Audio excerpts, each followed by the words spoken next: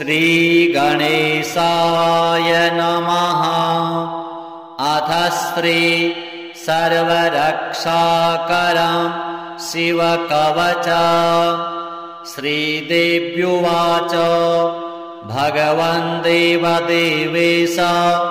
सर्वाम्नाय प्रपूजितः। सर्वं मे कथितं देव कवचं न प्रकाशितं। प्रासादाख्यस्य मन्त्रस्य कवचं मे प्रकाशय।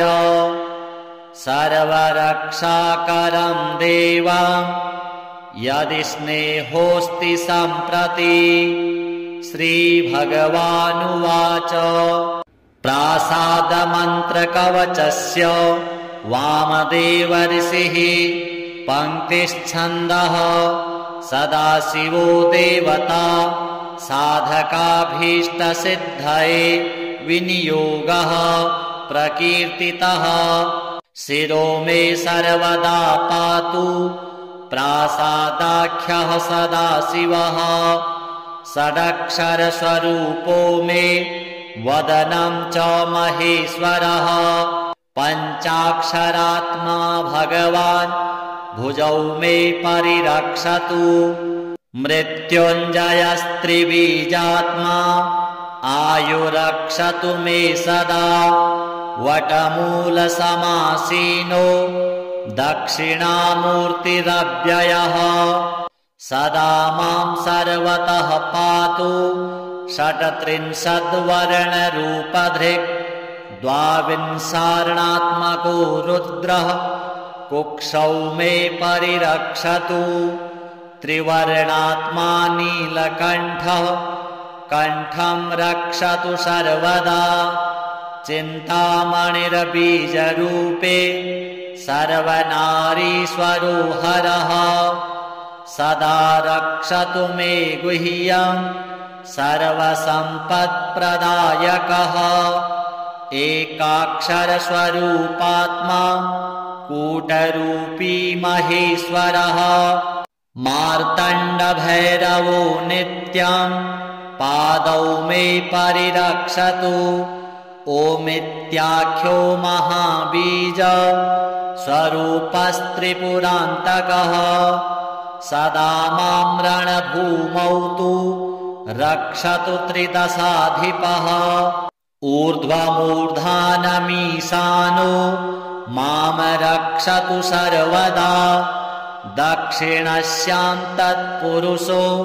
अव्यान्मे गिरिनायकः। अघोराख्यो महादेवः पूर्वस्यां परिरक्षतु। वामदेवः पश्चिमस्यां सदा मे परिरक्षतु। उत्तरस्यां सदा पातु सद्यो जातः स्वरूपधृक्। इत्थं रक्षाकरं देवी कवचं देवदुर्लभम्। प्रातः काले पठेद् यस्तु सोऽभीष्टफलमाप्नुयात्। पूजाकाले पठेद् यस्तु साधको दक्षिणे भुजे।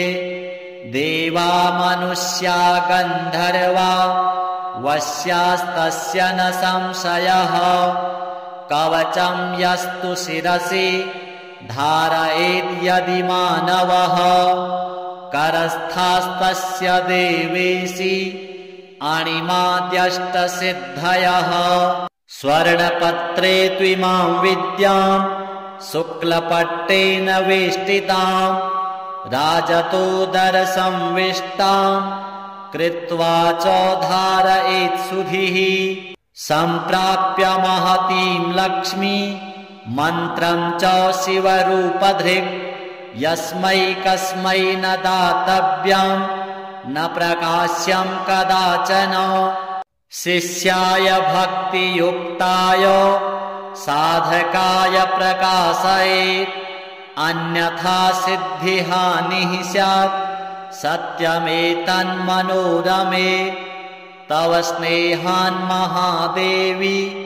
कथितं कवचं शुभम्। न देयं कस्यचित् भद्रे यदिच्छेत् आत्मनो हितं योर्चयेत् गन्धपुष्पाद्यैः कवचं मन्मुखोदितं तेनार्चिता महादेवी सर्वे देवा न संशयः। श्रीशाम्ब सदाशिवार्पणमस्तु। भगवन् देवदेवेश सर्वाम्नाय प्रपूजितः सर्वं मे कथितं देव कवचं न प्रकाशितं प्रासादाख्यस्य मन्त्रस्य कवचं मे प्रकाशय सर्वरक्षाकरं देव यदि स्नेहोऽस्ति सम्प्रति। श्रीभगवानुवाच प्रासादमन्त्रकवचस्य वामदेव ऋषिः पङ्क्तिश्छन्दः सदाशिवो देवता साधकाभीष्टसिद्धये विनियोगः प्रकीर्तितः शिरो मे सर्वदा पातु प्रासादाख्यः सदाशिवः षडक्षरस्वरूपो मे वदनं च महेश्वरः पञ्चाक्षरात्मा भगवान् भुजौ मे परिरक्षतु मृत्युञ्जयस्त्रिबीजात्मा आयुरक्षतु मे सदा वटमूलसमासीनो दक्षिणामूर्तिरव्ययः सदा मां सर्वतः पातु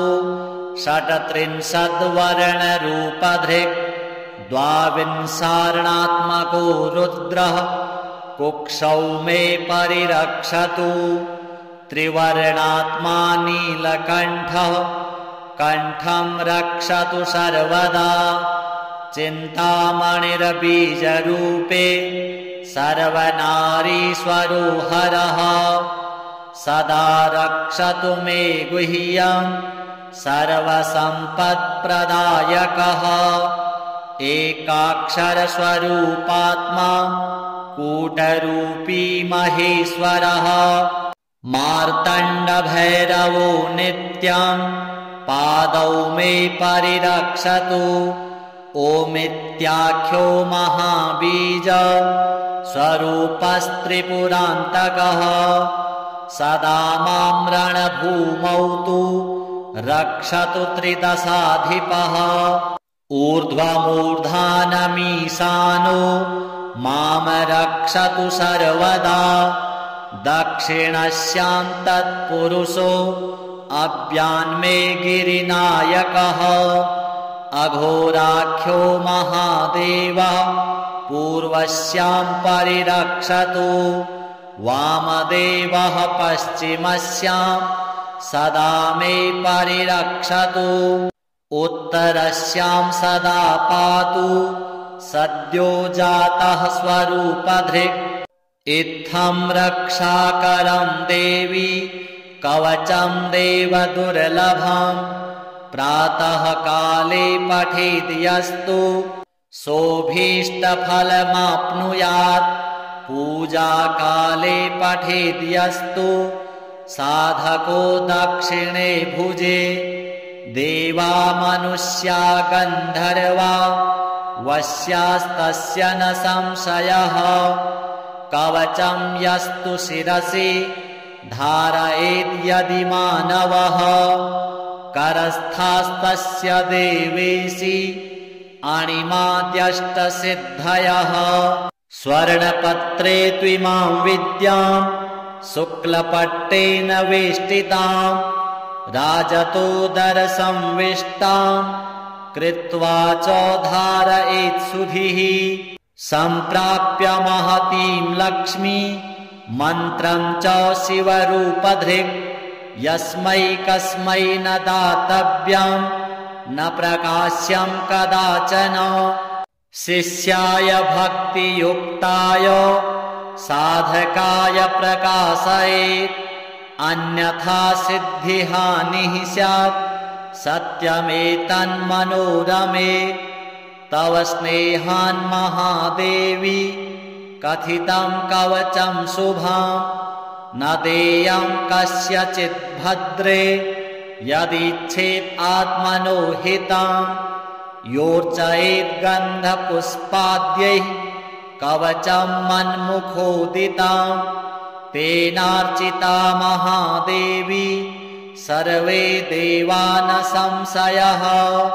श्रीशाम्ब सदाशिवार्पणमस्तु। भगवन् देवदेवेश सर्वाम्नाय प्रपूजितः सर्वं मे कथितं देव कवचं न प्रकाशितं प्रासादाख्यस्य मन्त्रस्य कवचं मे प्रकाशय सर्वरक्षाकरं देवं यदि स्नेहोऽस्ति सम्प्रति। श्रीभगवानुवाच प्रासादमन्त्रकवचस्य वामदेव ऋषिः पङ्क्तिश्छन्दः सदाशिवो देवता साधकाभीष्टसिद्धये विनियोगः प्रकीर्तितः शिरो मे सर्वदा पातु प्रासादाख्यः सदाशिवः षडक्षरस्वरूपो मे वदनं च महेश्वरः पञ्चाक्षरात्मा भगवान् भुजौ मे परिरक्षतु मृत्युञ्जयस्त्रिबीजात्मा आयुरक्षतु मे सदा वटमूलसमासीनो दक्षिणामूर्तिरव्ययः सदा मां सर्वतः पातु षट्त्रिंशद्वर्णरूपधृक् द्वाविंशार्णात्मको रुद्रः कुक्षौ मे परिरक्षतु त्रिवर्णात्मा नीलकण्ठः कण्ठं रक्षतु सर्वदा चिन्तामणिर्बीजरूपे सर्वनारीश्वरो हरः सदा रक्षतु मे गुह्यं सर्वसम्पत्प्रदायकः एकाक्षरस्वरूपात्मा कूटरूपी महेश्वरः मार्तण्डभैरवो नित्यं पादौ मे परिरक्षतु ओमित्याख्यो महाबीज स्वरूपस्त्रिपुरान्तकः सदा मां रणभूमौ तु रक्षतु त्रिदशाधिपः ऊर्ध्वमूर्धानमीशानो मां रक्षतु सर्वदा दक्षिणस्यां तत्पुरुषो अव्यान्मे गिरिनायकः अघोराख्यो महादेवः पूर्वस्यां परिरक्षतु वामदेवः पश्चिमस्यां सदा मे परिरक्षतु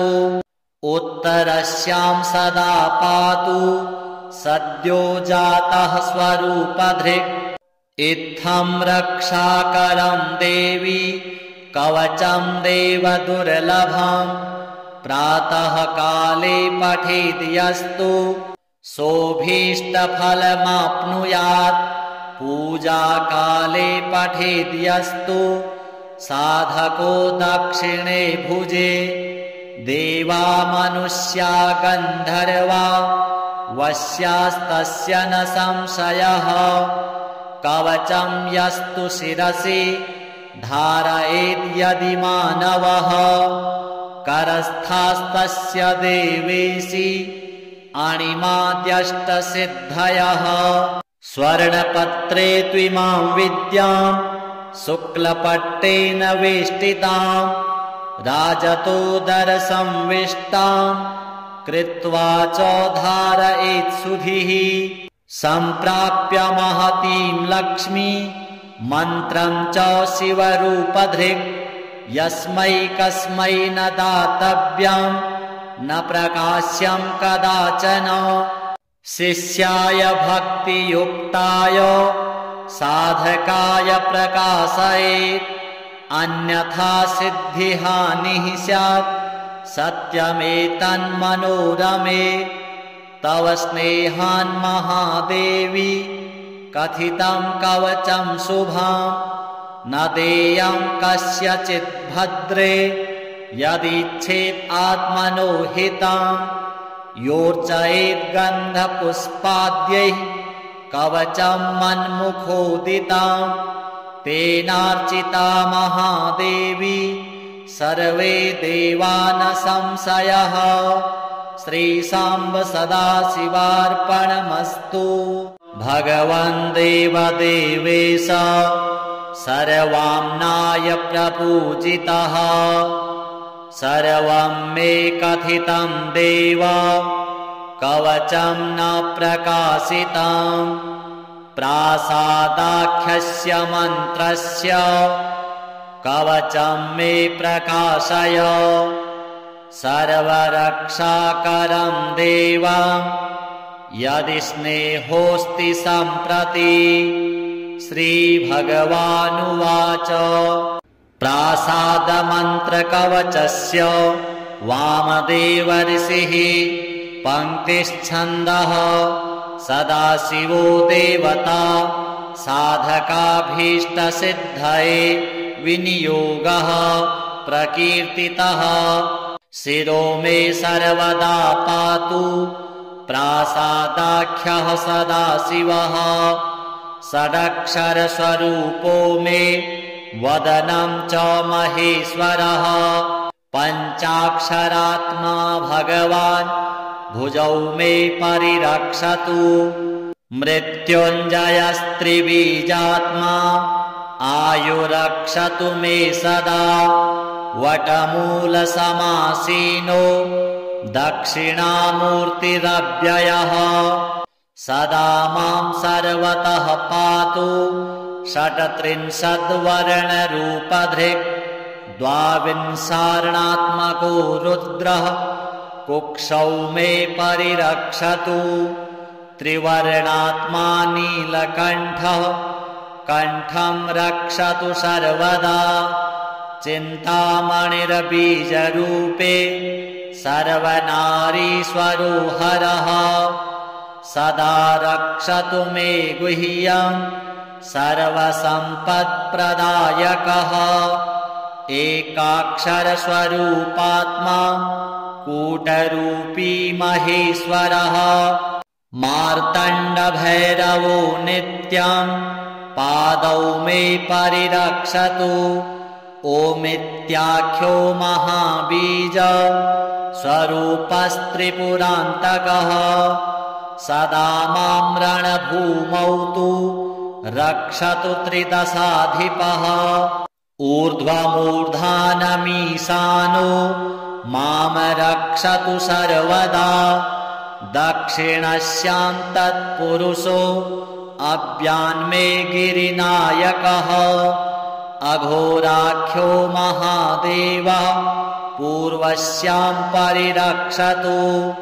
वामदेवः पश्चिमस्यां सदा मे परिरक्षतु उत्तरस्यां सदा पातु सद्यो जातः स्वरूपधृक् इत्थं रक्षाकरं देवी कवचं देवदुर्लभं प्रातः काले पठेद् यस्तु सोऽभीष्टफलमाप्नुयात् पूजाकाले पठेद् यस्तु साधको दक्षिणे भुजे देवा मनुष्या गन्धर्वा वश्यास्तस्य न संशयः कवचं यस्तु शिरसि धारयेद्यदि मानवः करस्थास्तस्य देवेशि अणिमाद्यष्टसिद्धयः स्वर्णपत्रे त्विमां विद्यां शुक्लपट्टेन वेष्टितां राजतोदरसंविष्टां कृत्वा च धारयेत् सुधिः सम्प्राप्य महतीं लक्ष्मी मन्त्रं च शिवरूपधृक् यस्मै कस्मै न दातव्यं न प्रकाश्यं कदाचन शिष्याय भक्तियुक्ताय साधकाय प्रकाशयेत् अन्यथा सिद्धिहानिः स्यात् सत्यमेतन्मनोरमे तव स्नेहान् महादेवी कथितं कवचं शुभं न देयं कस्यचित् भद्रे यदिच्छेत् आत्मनो हितं योर्चयेत् गन्धपुष्पाद्यैः कवचं मन्मुखोदितं तेनार्चिता महादेवी सर्वे देवा न संशयः श्रीशाम्ब सदाशिवार्पणमस्तु। भगवन् देवदेवेश सर्वाम्नाय प्रपूजितः सर्वं मे कथितं देव कवचं न प्रकाशितं प्रासादाख्यस्य मन्त्रस्य कवचं मे प्रकाशय सर्वरक्षाकरं देवं यदि स्नेहोऽस्ति सम्प्रति। श्रीभगवानुवाच प्रासादमन्त्रकवचस्य वामदेव ऋषिः पङ्क्तिश्छन्दः सदाशिवो देवता साधकाभीष्टसिद्धये विनियोगः प्रकीर्तितः शिरो मे सर्वदा पातु प्रासादाख्यः सदाशिवः षडक्षरस्वरूपो मे वदनं च महेश्वरः पञ्चाक्षरात्मा भगवान् भुजौ मे परिरक्षतु मृत्युञ्जयस्त्रिबीजात्मा आयुरक्षतु मे सदा वटमूलसमासीनो दक्षिणामूर्तिरव्ययः सदा मां सर्वतः पातु षट्त्रिंशद्वर्णरूपधृक् द्वाविंशार्णात्मको रुद्रः कुक्षौ मे परिरक्षतु त्रिवर्णात्मा नीलकण्ठः कण्ठं रक्षतु सर्वदा चिन्तामणिर्बीजरूपे सर्वनारीश्वरो हरः सदा रक्षतु मे गुह्यं सर्वसम्पत्प्रदायकः एकाक्षरस्वरूपात्मा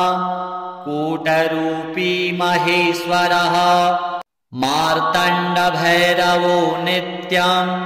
पादौ मे परिरक्षतु ओमित्याख्यो महाबीज स्वरूपस्त्रिपुरान्तकः सदा मां रणभूमौ तु रक्षतु त्रिदशाधिपः ऊर्ध्वमूर्धानमीशानो मां रक्षतु सर्वदा दक्षिणस्यां तत्पुरुषो अव्यान्मे गिरिनायकः अघोराख्यो महादेवः पूर्वस्यां परिरक्षतु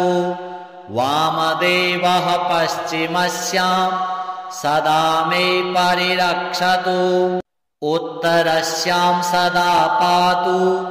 सद्यो जातः स्वरूपधृक् इत्थं रक्षाकरं देवी कवचं देवदुर्लभम्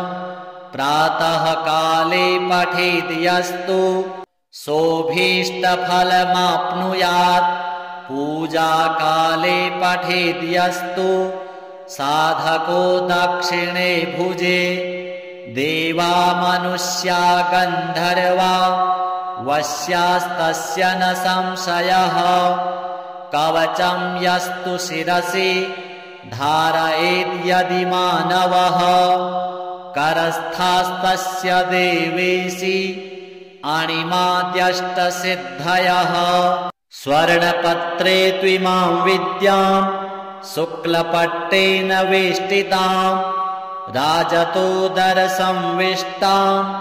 कृत्वा च धारयेत्सुधिः सम्प्राप्य महतीं लक्ष्मी मन्त्रं च शिवरूपधृक् यस्मै कस्मै न दातव्यं न प्रकाश्यं कदाचन शिष्याय भक्तियुक्ताय साधकाय प्रकाशयेत् अन्यथा सिद्धिहानिः स्यात् सत्यमेतन्मनोरमे तव स्नेहान् महादेवी कथितं कवचं शुभं न देयं कस्यचित् भद्रे यदिच्छेत् आत्मनो हितं योर्चयेत् गन्धपुष्पाद्यैः कवचं मन्मुखोदितं तेनार्चिता महादेवी सर्वे देवा न संशयः श्रीशाम्ब सदाशिवार्पणमस्तु। भगवन् देवदेवेश सर्वाम्नाय प्रपूजितः सर्वं मे कथितं देव कवचं न प्रकाशितं प्रासादाख्यस्य मन्त्रस्य कवचं मे प्रकाशय सर्वरक्षाकरं देव यदि स्नेहोऽस्ति सम्प्रति। श्रीभगवानुवाच प्रासादमन्त्रकवचस्य वामदेव ऋषिः पङ्क्तिश्छन्दः सदाशिवो देवता साधकाभीष्टसिद्धये विनियोगः प्रकीर्तितः शिरो मे सर्वदा पातु प्रासादाख्यः सदाशिवः षडक्षरस्वरूपो मे वदनं च महेश्वरः पञ्चाक्षरात्मा भगवान् भुजौ मे परिरक्षतु मृत्युञ्जयस्त्रिबीजात्मा आयुरक्षतु मे सदा वटमूलसमासीनो दक्षिणामूर्तिरव्ययः सदा मां सर्वतः पातु षट्त्रिंशद्वर्णरूपधृक् द्वाविंशार्णात्मको रुद्रः कुक्षौ मे परिरक्षतु त्रिवर्णात्मा नीलकण्ठः कण्ठं रक्षतु सर्वदा चिन्तामणिर्बीजरूपे सर्वनारीश्वरो हरः सदा रक्षतु मे गुह्यं सर्वसम्पत्प्रदायकः एकाक्षरस्वरूपात्मा कूटरूपी महेश्वरः मार्तण्डभैरवो नित्यं पादौ मे परिरक्षतु ओमित्याख्यो महाबीज स्वरूपस्त्रिपुरान्तकः सदा मां रणभूमौ तु रक्षतु त्रिदशाधिपः ऊर्ध्वमूर्धानमीशानो मां रक्षतु सर्वदा दक्षिणस्यां तत्पुरुषो अव्यान्मे गिरिनायकः अघोराख्यो महादेवः पूर्वस्यां परिरक्षतु वामदेवः पश्चिमस्यां सदा मे परिरक्षतु उत्तरस्यां सदा पातु सद्यो जातः स्वरूपधृक् इत्थं रक्षाकरं देवी कवचं देव दुर्लभं प्रातः काले पठेद् यस्तु सोऽभीष्टफलमाप्नुयात् पूजाकाले पठेद् यस्तु साधको दक्षिणे भुजे देवा मनुष्या गन्धर्वा वश्यास्तस्य न संशयः कवचं यस्तु शिरसि धारयेद्यदि मानवः करस्थास्तस्य देवेशि अणिमाद्यष्टसिद्धयः स्वर्णपत्रे त्विमां विद्यां शुक्लपट्टेन वेष्टितां राजतोदरसंविष्टां कृत्वा च धारयेत्सुधिः सम्प्राप्य महतीं लक्ष्मी मन्त्रं च शिवरूपधृक् यस्मै कस्मै न दातव्यं न प्रकाश्यं कदाचन शिष्याय भक्तियुक्ताय साधकाय प्रकाशयेत् अन्यथा सिद्धिहानिः स्यात् सत्यमेतन्मनोरमे तव स्नेहान् महादेवी कथितं कवचं शुभं न देयं कस्यचित् भद्रे यदिच्छेत् आत्मनो हितं योर्चयेत् गन्धपुष्पाद्यैः कवचं मन्मुखोदितं तेनार्चिता महादेवी सर्वे देवा न संशयः श्रीशाम्ब सदाशिवार्पणमस्तु। भगवन् देवदेवेश सर्वाम्नाय प्रपूजितः सर्वं मे कथितं देव कवचं न प्रकाशितं प्रासादाख्यस्य मन्त्रस्य कवचं मे प्रकाशय सर्वरक्षाकरं देवं यदि स्नेहोऽस्ति सम्प्रति। श्रीभगवानुवाच प्रासादमन्त्रकवचस्य वामदेव ऋषिः पङ्क्तिश्छन्दः सदाशिवो देवता साधकाभीष्टसिद्धये विनियोगः प्रकीर्तितः शिरो मे सर्वदा पातु प्रासादाख्यः सदाशिवः षडक्षरस्वरूपो मे वदनं च महेश्वरः पञ्चाक्षरात्मा भगवान् भुजौ मे परिरक्षतु मृत्युञ्जयस्त्रिबीजात्मा आयुरक्षतु मे सदा वटमूलसमासीनो दक्षिणामूर्तिरव्ययः सदा मां सर्वतः पातु षट्त्रिंशद्वर्णरूपधृक् द्वाविंशार्णात्मको रुद्रः कुक्षौ मे परिरक्षतु त्रिवर्णात्मा नीलकण्ठः कण्ठं रक्षतु सर्वदा चिन्तामणिर्बीजरूपे सर्वनारीश्वरो हरः सदा रक्षतु मे गुह्यं सर्वसम्पत्प्रदायकः एकाक्षरस्वरूपात्मा कूटरूपी महेश्वरः मार्तण्डभैरवो नित्यं पादौ मे परिरक्षतु ओमित्याख्यो महाबीज स्वरूपस्त्रिपुरान्तकः सदा मां रणभूमौ तु रक्षतु त्रिदशाधिपः ऊर्ध्वमूर्धानमीशानो मां रक्षतु सर्वदा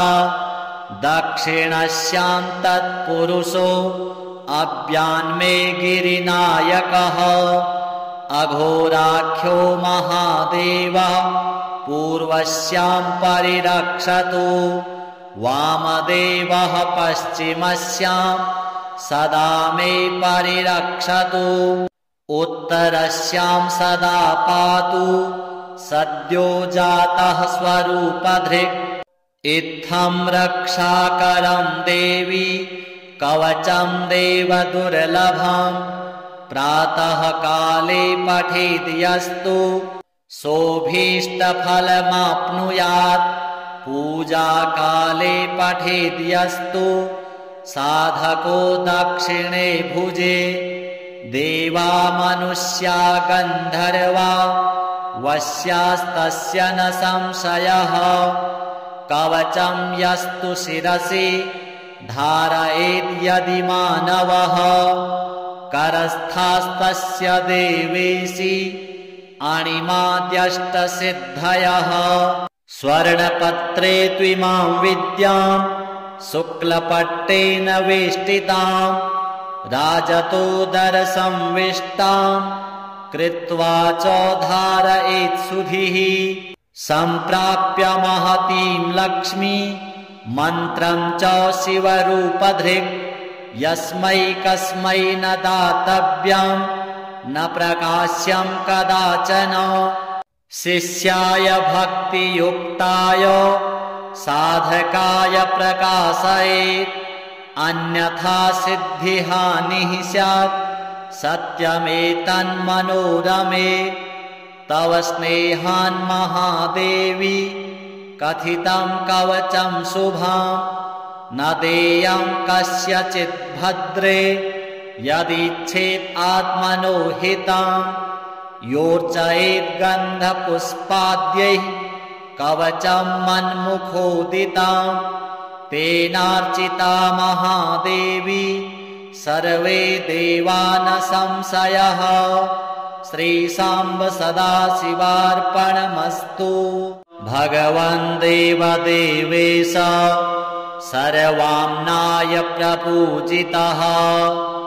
सर्वं मे कथितं देव कवचं न प्रकाशितं प्रासादाख्यस्य मन्त्रस्य कवचं मे प्रकाशय सर्वरक्षाकरं देवं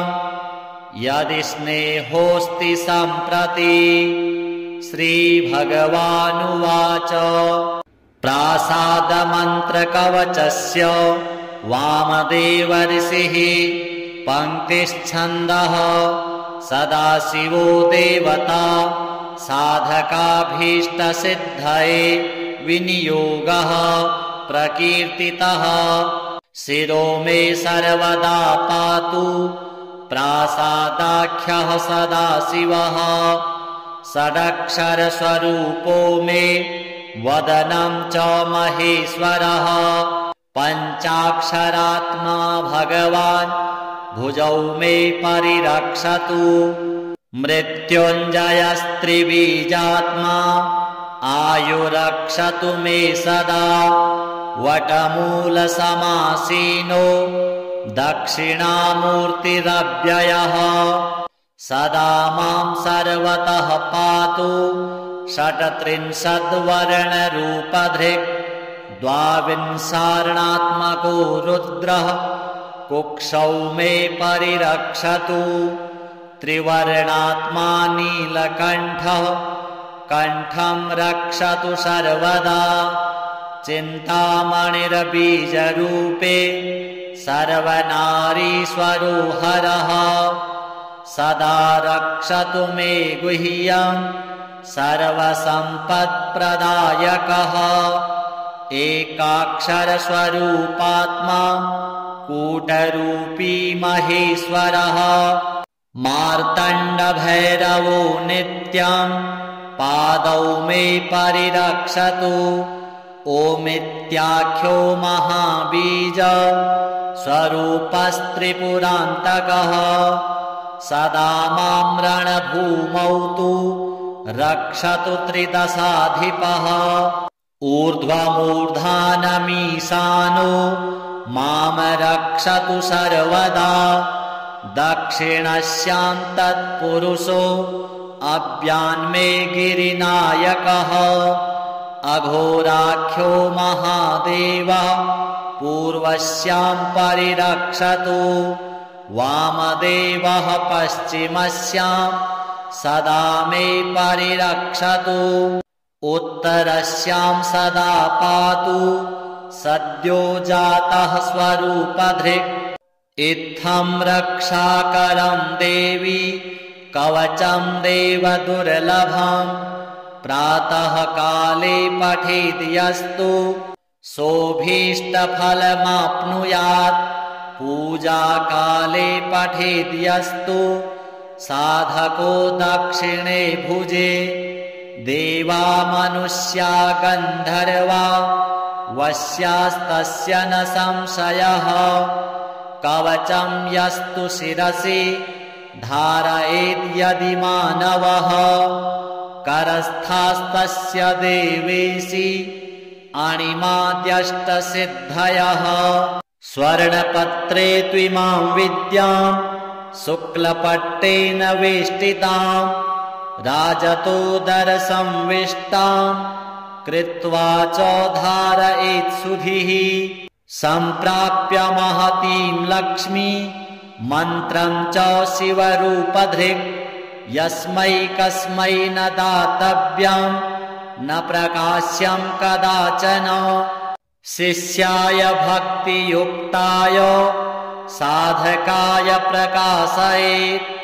अन्यथा सिद्धिहानिः स्यात्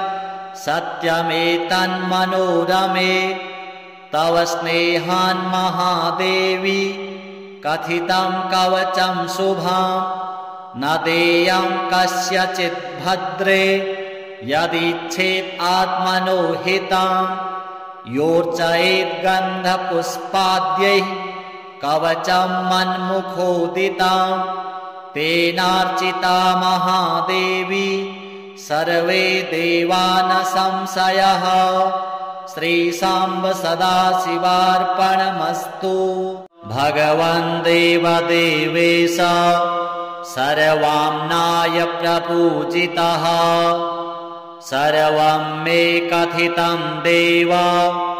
कवचं न प्रकाशितं प्रासादाख्यस्य मन्त्रस्य कवचं मे प्रकाशय सर्वरक्षाकरं देवं यदि स्नेहोऽस्ति सम्प्रति। श्रीभगवानुवाच प्रासादमन्त्रकवचस्य वामदेव ऋषिः पङ्क्तिश्छन्दः सदाशिवो देवता साधकाभीष्टसिद्धये विनियोगः प्रकीर्तितः शिरो मे सर्वदा पातु प्रासादाख्यः सदाशिवः षडक्षरस्वरूपो मे वदनं च महेश्वरः पञ्चाक्षरात्मा भगवान् भुजौ मे परिरक्षतु मृत्युञ्जयस्त्रिबीजात्मा आयुरक्षतु मे सदा वटमूलसमासीनो दक्षिणामूर्तिरव्ययः सदा मां सर्वतः पातु षट्त्रिंशद्वर्णरूपधृक् द्वाविंशार्णात्मको रुद्रः कुक्षौ मे परिरक्षतु त्रिवर्णात्मा नीलकण्ठः कण्ठं रक्षतु सर्वदा चिन्तामणिर्बीजरूपे सर्वनारीश्वरो हरः सदा रक्षतु मे गुह्यं सर्वसम्पत्प्रदायकः एकाक्षरस्वरूपात्मा कूटरूपी महेश्वरः मार्तण्डभैरवो नित्यं पादौ मे परिरक्षतु ओमित्याख्यो महाबीज स्वरूपस्त्रिपुरान्तकः सदा मां रणभूमौ तु रक्षतु त्रिदशाधिपः ऊर्ध्वमूर्धानमीशानो मां रक्षतु सर्वदा दक्षिणस्यां तत्पुरुषो अव्यान्मे गिरिनायकः अघोराख्यो महादेवः पूर्वस्यां परिरक्षतु वामदेवः पश्चिमस्यां सदा मे परिरक्षतु उत्तरस्यां सदा पातु सद्यो जातः स्वरूपधृक् इत्थं रक्षाकरं देवी कवचं देवदुर्लभं प्रातः काले पठेद् यस्तु सोऽभीष्टफलमाप्नुयात् पूजाकाले पठेद्यस्तु साधको दक्षिणे भुजे देवा मनुष्या गन्धर्वा वश्यास्तस्य न संशयः कवचं यस्तु शिरसि धारयेद्यदि मानवः करस्थास्तस्य देवेशि अणिमाद्यष्टसिद्धयः स्वर्णपत्रे त्विमां विद्यां शुक्लपट्टेन वेष्टितां राजतोदरसंविष्टां कृत्वा च धारयेत्सुधिः सम्प्राप्य महतीं लक्ष्मी मन्त्रं च शिवरूपधृक् यस्मै कस्मै न दातव्यं न प्रकाश्यं कदाचन शिष्याय भक्तियुक्ताय साधकाय प्रकाशयेत् अन्यथा सिद्धिहानिः स्यात् सत्यमेतन्मनोरमे तव स्नेहान् महादेवी कथितं कवचं शुभं न देयं कस्यचित् भद्रे यदिच्छेत् आत्मनो हितं योर्चयेत् गन्धपुष्पाद्यैः कवचं मन्मुखोदितं तेनार्चिता महादेवी सर्वे देवा न संशयः श्रीशाम्ब सदाशिवार्पणमस्तु भगवन् देवदेवेश सर्वाम्नाय प्रपूजितः सर्वं मे कथितं देव कवचं न प्रकाशितं प्रासादाख्यस्य मन्त्रस्य कवचं मे प्रकाशय सर्वरक्षाकरं देव यदि स्नेहोऽस्ति सम्प्रति श्रीभगवानुवाच प्रासादमन्त्रकवचस्य वामदेव ऋषिः पङ्क्तिश्छन्दः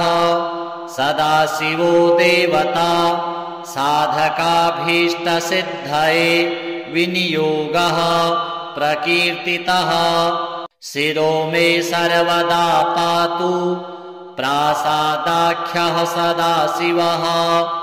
षडक्षरस्वरूपो मे वदनं च महेश्वरः पञ्चाक्षरात्मा भगवान् भुजौ मे परिरक्षतु मृत्युञ्जयस्त्रिबीजात्मा आयुरक्षतु मे सदा वटमूलसमासीनो दक्षिणामूर्तिरव्ययः सदा मां सर्वतः पातु षट्त्रिंशद्वर्णरूपधृक् द्वाविंशार्णात्मको रुद्रः कुक्षौ मे परिरक्षतु त्रिवर्णात्मा नीलकण्ठः कण्ठं रक्षतु सर्वदा चिन्तामणिर्बीजरूपे सर्वनारीश्वरो हरः सदा रक्षतु मे गुह्यं सर्वसम्पत्प्रदायकः एकाक्षरस्वरूपात्मा कूटरूपी महेश्वरः मार्तण्डभैरवो नित्यं पादौ मे परिरक्षतु ओमित्याख्यो महाबीज स्वरूपस्त्रिपुरान्तकः सदा मां रणभूमौ तु रक्षतु त्रिदशाधिपः ऊर्ध्वमूर्धानमीशानो मां रक्षतु सर्वदा दक्षिणस्यां तत्पुरुषो अव्यान्मे गिरिनायकः अघोराख्यो महादेवः पूर्वस्यां परिरक्षतु वामदेवः पश्चिमस्यां सदा मे परिरक्षतु उत्तरस्यां सदा पातु सद्यो जातः स्वरूपधृक् इत्थं रक्षाकरं देवी कवचं देवदुर्लभं प्रातः काले पठेद् यस्तु सोऽभीष्टफलमाप्नुयात् पूजाकाले पठेद् यस्तु साधको दक्षिणे भुजे देवा मनुष्या गन्धर्वा वश्यास्तस्य न संशयः कवचं यस्तु शिरसि धारयेद् यदि मानवः करस्थास्तस्य देवेशि अणिमाद्यष्टसिद्धयः स्वर्णपत्रे त्विमां विद्यां शुक्लपट्टेन वेष्टितां राजतोदरसंविष्टां कृत्वा च धारयेत् सुधिः सम्प्राप्य महतीं लक्ष्मी मन्त्रं च शिवरूपधृक् यस्मै कस्मै न दातव्यं न प्रकाश्यं कदाचन शिष्याय भक्तियुक्ताय साधकाय प्रकाशयेत् अन्यथा सिद्धिहानिः स्यात् सत्यमेतन्मनोरमे तव स्नेहान् महादेवी कथितं कवचं शुभं न देयं कस्यचित् भद्रे यदिच्छेत् आत्मनो हितं योर्चयेत् गन्धपुष्पाद्यैः कवचं मन्मुखोदितं तेनार्चिता महादेवी सर्वे देवा न संशयः श्रीशाम्ब सदाशिवार्पणमस्तु भगवन् देवदेवेश सर्वाम्नाय प्रपूजितः सर्वं मे कथितं देव कवचं न प्रकाशितं प्रासादाख्यस्य मन्त्रस्य कवचं मे प्रकाशय सर्वरक्षाकरं देवं यदि स्नेहोऽस्ति सम्प्रति श्रीभगवानुवाच प्रासादमन्त्रकवचस्य वामदेव ऋषिः पङ्क्तिश्छन्दः सदाशिवो देवता साधकाभीष्टसिद्धये विनियोगः प्रकीर्तितः शिरो मे सर्वदा पातु प्रासादाख्यः सदाशिवः षडक्षरस्वरूपो मे वदनं च महेश्वरः पञ्चाक्षरात्मा भगवान् भुजौ मे परिरक्षतु मृत्युञ्जयस्त्रिबीजात्मा आयुरक्षतु मे सदा वटमूलसमासीनो दक्षिणामूर्तिरव्ययः सदा मां सर्वतः पातु षट्त्रिंशद्वर्णरूपधृक् द्वाविंशार्णात्मको रुद्रः कुक्षौ मे परिरक्षतु त्रिवर्णात्मा नीलकण्ठः कण्ठं रक्षतु सर्वदा चिन्तामणिर्बीजरूपे सर्वनारीश्वरो हरः सदा रक्षतु मे गुह्यं सर्वसम्पत्प्रदायकः एकाक्षरस्वरूपात्मा कूटरूपी महेश्वरः मार्तण्डभैरवो नित्यं पादौ मे परिरक्षतु ओमित्याख्यो महाबीज स्वरूपस्त्रिपुरान्तकः सदा मां रणभूमौ तु रक्षतु त्रिदशाधिपः ऊर्ध्वमूर्धानमीशानो मां रक्षतु सर्वदा दक्षिणस्यां तत्पुरुषो अव्यान्मे गिरिनायकः अघोराख्यो महादेवः पूर्वस्यां परिरक्षतु वामदेवः पश्चिमस्यां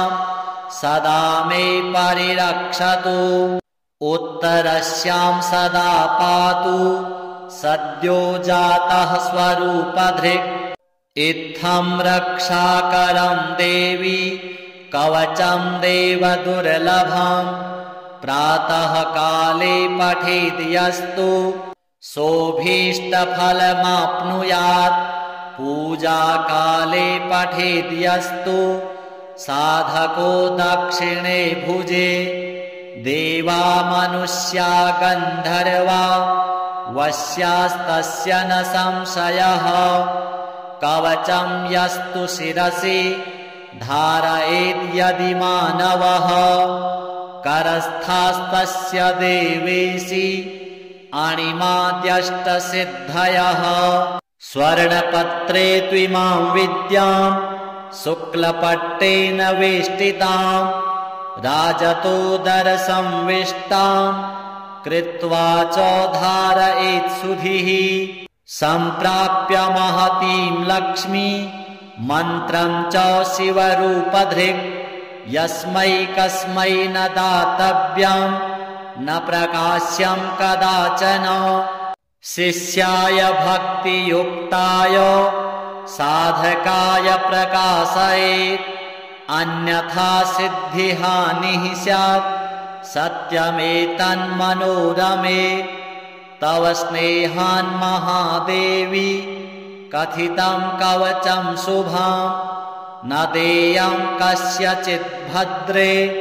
यदिच्छेत् आत्मनो हितं योर्चयेत् गन्धपुष्पाद्यैः कवचं मन्मुखोदितं तेनार्चिता महादेवी सर्वे देवा न संशयः श्रीशाम्ब सदाशिवार्पणमस्तु।